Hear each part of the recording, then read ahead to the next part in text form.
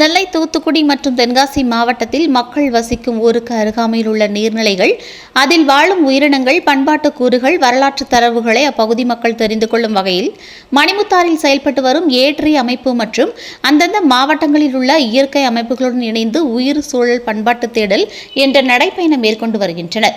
இதன் தொடர்ச்சியாக நெல்லை மாவட்டம் ராஜவள்ளிபுரம் குளத்து பகுதியில் ஏட்ரி மற்றும் நெல்லை இயற்கை அமைப்பு சார்பில் அப்பகுதி மக்கள், சமூக ஆர்வலர்கள், மாணவ மாணவிகள், குழந்தைகள் ஏட்ரி அமைப்பின் ஒருங்கிணைப்பாளர் மதிவாணன் தலைமையில் பண்பாட்டு தேடல் நடைப்பயணம் மேற்கொண்டனர்.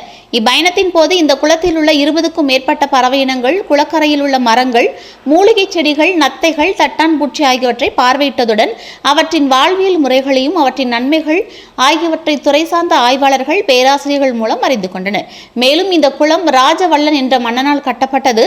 இந்த குளத்தில் நீரை அளவிடும் குமிழி தூம்பு இருப்பதையும் அக்கால நீர் மேலாண்மை முறைகள் உள்ளிட்ட தரவுகளையும் அறிந்து கொண்டனர். மேலும் அமெரிக்காவில் வாழும் பெரிய நத்தைகள் இந்த குளத்தில் அதிக அளவு காணப்படுகிறது.